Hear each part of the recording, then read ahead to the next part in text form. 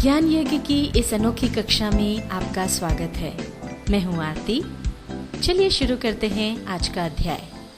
Tally ERP9 के check printing के दूसरे अध्याय में हम सीखेंगे चेक प्रिंटिंग कॉन्फ़िगरेशन को मैन्युअली सेट करना।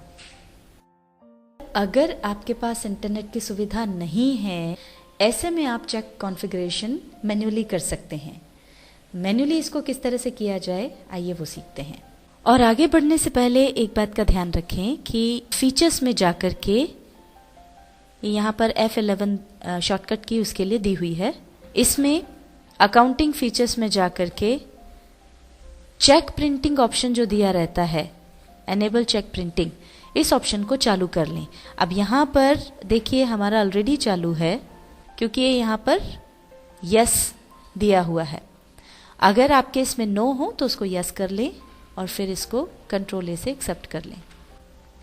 अब हम उस बैंक के अकाउंट पर चलते हैं जिसके चेक हम प्रिंट करना चाहते हैं। इसके लिए हम जाएंगे अकाउंट्स इन्फो पर, यहाँ से हम जाएंगे लेजर्स पर और यहाँ से हम जाएंगे ऑल्टर पर। अब यहाँ पर हम चुन लेंगे हमारे बैंक का लेजर, जो भी बैंक है। जैसा कि हमने आपको पहले बताया था, आपको यहाँ पर ऑल्टरेशन करना होगा। एंटर प्रेस करते हुए नीचे आए, ऑप्शन आता है सेट और ऑल्टर बैंकिंग कॉन्फ़िगरेशन, इसको हम करेंगे यस। एंटर प्रेस कर देंगे। ये एंटर प्रेस करते ही हम बैंकिंग कॉन्फ़िगरेशन पर आते हैं। पिछले उदाहरण में हमने देखा था कि सिलेक्ट योर बैंक वाले कॉलम में यहाँ पर एक बैंक्स की लिस्ट आ जाती है जब नेट ऑन हो तब। अब चूंकि अभी नेट ऑन नहीं है इसलिए यहाँ पर आएगा नॉट एप्लीकेबल, इसको हम चुन लेंगे। सेट और ऑल्टर चेक प्रिंटिंग कॉन्फ़िगरेशन, इस ऑप्शन को हम कर देंगे यस। जैसे ही एंटर प्रेस करेंगे हम चेक डायमेंशंस वाली विंडो पर आ जाएंगे। पिछले अध्याय में जैसा कि हमने देखा था, जब ऑनलाइन हम चेक प्रिंटिंग कॉन्फ़िगरेशन करते हैं तो वहाँ पर ये डायमेंशंस ऑटोमेटिकली आ जाते हैं। पर यहाँ पर चूंकि हम इसे मैन्युअली कर रहे हैं इसलिए हमको ये सारे जो डायमेंशंस हैं वो हमारे पास जो भी चेकबुक है उसके चेक के अनुसार मिलीमीटर में मापने होंगे। यहाँ पर उदाहरण के तौर पर स्टेट बैंक ऑफ इंडिया की जो चेकबुक हमारे पास है उसके एक चेक को हमने स्कैन कर लिया है और उसमें माप करके हम ये सारे डायमेंशंस यहाँ पर लिखेंगे। सबसे पहली चीज़ तो चेक का डायमेंशन हमको मापना है, जिसमें हमको चेक की विड्थ और हाइट मापना है, यानी उसकी चौड़ाई और ऊंचाई। तो इसके लिए हम देखते हैं चेक। अब यहाँ पर ये जो चेक है इसकी विड्थ हमको इस सिरे से लेफ्ट हैंड साइड से लेकर के राइट हैंड साइड तक पूरी यहाँ तक मिलीमीटर्स में माप लेनी है। और हाइट के लिए ये इसकी जो ऊंचाई है वो ऊपर से लेकर के पूरे नीचे तक माप लेनी है। तो ये हमने माप ली और अब हम इसको डायमेंशंस में लिख देंगे। अब चेक की जो चौड़ाई है वो आई है 205 मिलीमीटर, यहाँ पर हम लिख देंगे 205। और इसकी हाइट आई है 93 मिलीमीटर, ये 93 यहाँ पर लिख दिया। एंटर प्रेस कर देंगे। अब अगली जो चीज़ हमको मापना है वो है क्रॉस चेक।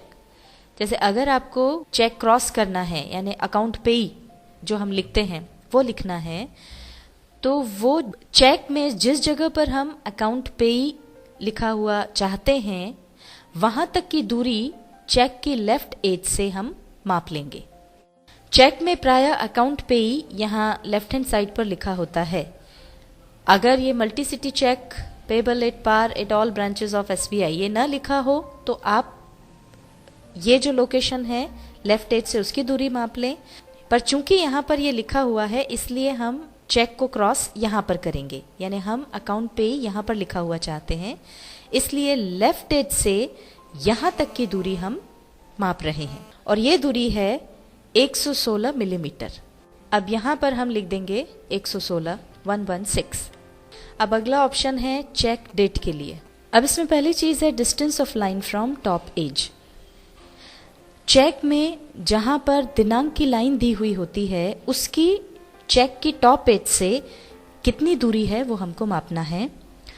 और साथ ही चेक की लेफ्ट एज से, यानी लेफ्ट सिरे से जहां से डेट डलना शुरू होगी वहां तक की दूरी कितनी है, ये हमको मापना है। तो पहली चीज तो हम मापेंगे ये जो दिनांक की लाइन लिखी हुई है, टॉप एज से यहां तक की दूरी, जो कि आ रही है 9 मिलीमीटर। और दूसरी चीज, जहां से हम डेट लिखी हुई चाह रहे हैं वहां से लेफ्ट एज तक की दूरी, इसको हम माप लें। ये आ रही है 160 मिलीमीटर। इसको हम डायमेंशंस में लिख देंगे। तो distance of line from top edge है 9 मिलीमीटर और starting location from left edge है 160 मिलीमीटर। ये हमने लिख दी। अब स्टाइल ऑफ डेट आप किस तरह से चाहते हैं, ये 2 स्टाइल ऑफ डेट्स हैं, जिसमें कि पहले 2 अंक डेट के रहेंगे, फिर 3 मंथ के हैं और पीछे के 4 जो हैं वो ईयर के हैं। इस स्टाइल में यूजुअली डेट जो होगी वो इस तरह से होगी, जैसे आज अगर 12 नवंबर है तो यहाँ पर आएगा 12, 1, 2, ये 2 डिजिट उसमें जाएंगे और यहाँ पर NOV नवंबर के लिए आएगा और 2013 यहाँ पर आ जाएगा। अगर आप ये वाली स्टाइल लेते हैं तो इसमें 12 के लिए 1, 2 यहाँ पर आएगा और मंथ के लिए फिर नवंबर की बजाय 11 आएगा और यहाँ आएगा 2013। जो भी स्टाइल में आपको डेट चाहिए वो आप चुन लें। हम इसमें नीचे वाला स्टाइल चुन रहे हैं, एंटर प्रेस कर देंगे। अब यहाँ पर इन कैरेक्टर्स के बीच में हमको कितनी डिस्टेंस चाहिए वो यहाँ पर हम लिख देंगे। मान लीजिए हमने लिया 3 mm, ये 3 हमने डाल दिया। आगे बढ़ेंगे अगले ऑप्शन से, पार्टी या पेई के नाम के लिए। अब चेक में जहां पर पे लिखा होता है, वो जो लाइन होती है जिसमें कि पार्टी का या पेई का नाम आएगा, उसकी चेक की टॉप एज से कितनी दूरी है वो हमको मापना है। और दूसरी चीज जो हमको मापना है वो starting location from left edge, यानी जो नाम हम लिखना शुरू करेंगे या जो नाम लिखा हुआ हम चाहते हैं, चेक के लेफ्ट एज से उसकी दूरी कितनी है वो। और तीसरी चीज हमको मापनी है विड्थ एरिया, यानी कहाँ से कहाँ तक वो हमको नाम लिखा हुआ चाहिए, उतना एरिया हमको मापना है। अब ये यहाँ पर चेक में ये पहली लाइन है पे की, जहाँ से कि पार्टी का या पेई का नाम लिखा होगा, तो टॉप एज से यहाँ तक की दूरी कितनी है वो हम माप लेते हैं। ये आ रही है 17 मिलीमीटर। अब इसके बाद यहाँ से अगर हमको नाम लिखना शुरू करना है तो चेक के लेफ्ट एज से यहाँ तक की दूरी कितनी है, यानी ये दूरी कितनी है, इसको हम माप लेते हैं। ये आ रही है 40 मिलीमीटर। और तीसरी चीज हमको मापनी है विड्थ एरिया, यानी यहां से लेकर के कहां तक हम वो नाम लिखा हुआ चाहते हैं। मान लीजिए हम चाहते हैं कि वो नाम यहां तक लिखा हुआ आए, तो इस दूरी को हम माप लेंगे। ये आ रही है 160 मिलीमीटर। अब यहां पर हम उसको डाल देंगे। Distance of line from top edge है 17 millimetre, starting location from left edge है 40 मिलीमीटर और विड्थ एरिया है 160 मिलीमीटर। अब हम आगे बढ़ते हैं अमाउंट इन वर्ड्स। इसके लिए जो रुपए वाली लाइन होती है उस पर हमको चलना है। पहला है distance of second line from top edge. Amount लिखने के लिए 2 लाइंस दी हुई होती हैं, तो सबसे पहले तो चेक की टॉप एज से अमाउंट वाली जो दूसरी लाइन है वहां तक की दूरी हमको नापनी है। कि देखिए यहाँ पर अमाउंट लिखने के लिए 2 लाइंस हैं, तो हमको ये जो दूसरी लाइन है टॉप एज से इसकी दूरी कितनी है वो मापना है।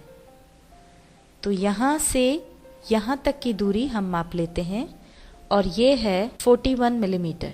यहाँ पर हम डाल देते हैं 41 मिलीमीटर। अब दूसरी चीज जो हमको मापना है वो है कि अमाउंट के लिए जो 2 लाइंस दी हुई हैं उन दोनों के बीच में गैप कितना है, यानी उन दोनों के बीच की दूरी कितनी है। ये जो दोनों लाइंस हैं इनके बीच की गैप यहाँ से यहाँ तक, ये आ रही है 6 mm। ये हम यहाँ पर डाल लेंगे। तो अभी ये जो दोनों चीजें हमने मापी हैं उसके हिसाब से चेक की टॉप एज से अमाउंट की पहले लाइन की जो दूरी है वो अपने आप यहाँ पर आ जाती है ना। ये है A 41 mm और B है 6 mm, तो ये A में से B घटा करके 35 यहाँ पर अपने आप आ गया है। अब इसके बाद हमको देखना है कि अमाउंट वाली जो पहली लाइन है उसकी लेफ्ट एज से कितनी दूरी है और सेकंड लाइन की लेफ्ट एज से कितनी दूरी है। ये दोनों हमको यहाँ पर माप कर लिखना है। लेफ्ट एज से पहली लाइन जहाँ से अमाउंट डलना शुरू होगा उसकी दूरी है 39 mm और लेफ्ट एज से दूसरी लाइन की दूरी है 16 mm। ये दोनों अब हम यहाँ पर डाल देंगे और यहाँ पर आ जाएगा 16। अब यहाँ हमको डालना है विड्थ एरिया, यानी जितने एरिया में वो हमको अमाउंट डालना है।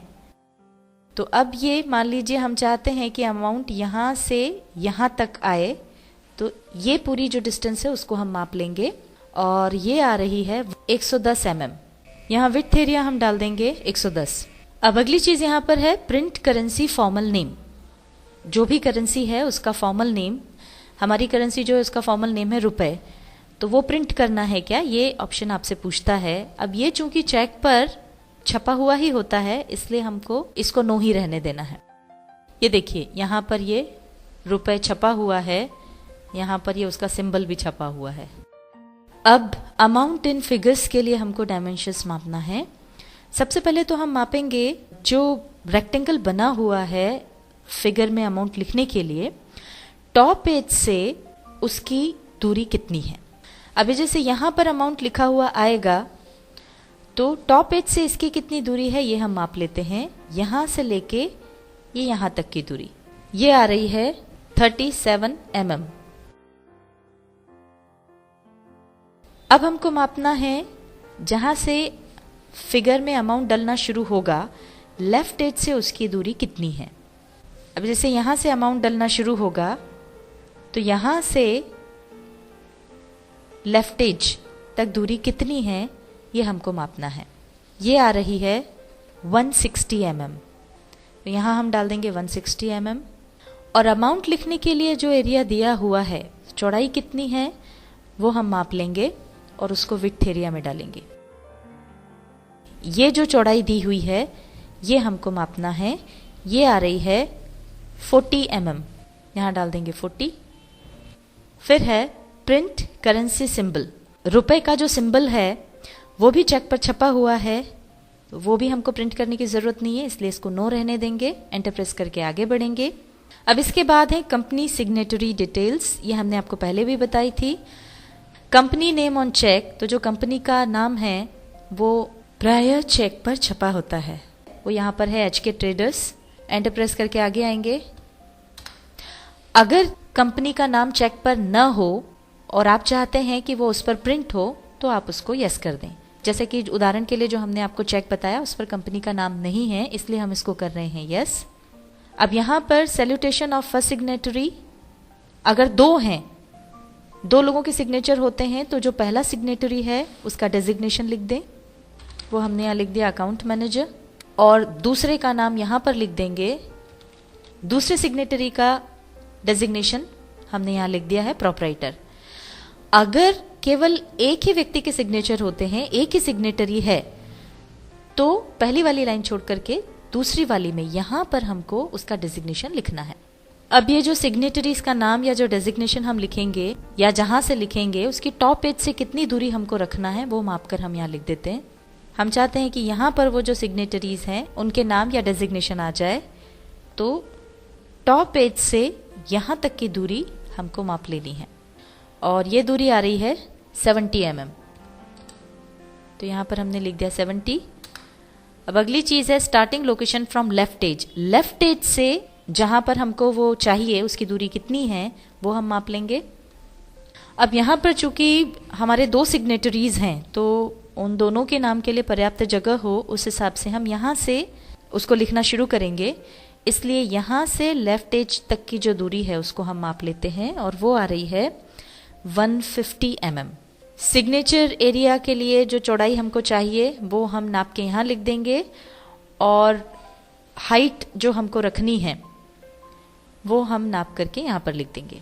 अब यहाँ पर कितनी चौड़ाई में वो सिग्नेचर हो जाएगी और कितनी उसके लिए हाइट रखना है ये दोनों चीज़ें हम माप लेते हैं।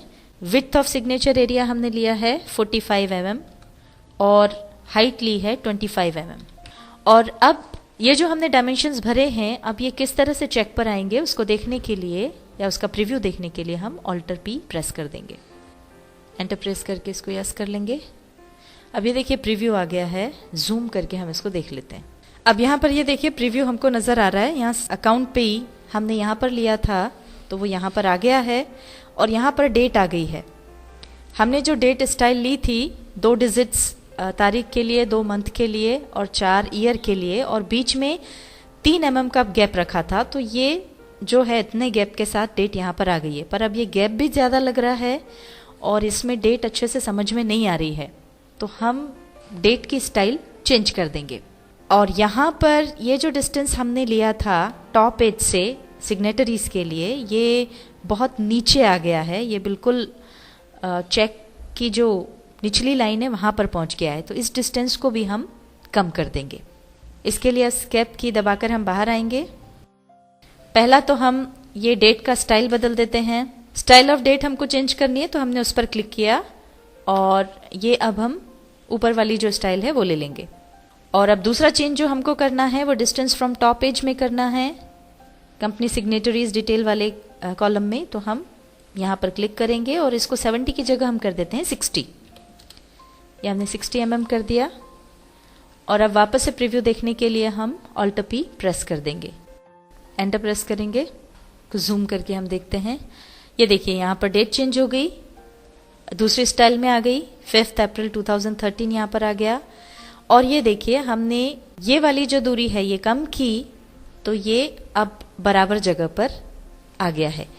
इस डिस्टेंस को टॉप एज से लेकर के ये सिग्नेटरीज जहाँ पर आ रहे हैं उनकी डिस्टेंस को हमने कम किया, तो ये अपने आप नीचे की एज से ऊपर उठ गया है। इस तरह से प्रिंट प्रीव्यू देख करके अगर आपको लग रहा है कि आपने जो डायमेंशंस दिए उसमें कहीं कुछ गड़बड़ है तो उसको ऑल्टर कर सकते हैं, सही कर सकते हैं। स्केप की दबाते हुए हम यहाँ से बाहर हो जाएंगे। ये अब हम स्केप की दबाते हुए स्टेट बैंक ऑफ इंडिया के लेजर पर आ गए हैं और अब यहाँ पर हम इसको कंट्रोल A से सेव कर लेंगे। टैली ERP 9 के चेक प्रिंटिंग के दूसरे अध्याय में हमने सीखा चेक प्रिंटिंग कॉन्फ़िगरेशन को मैन्युअली सेट करना।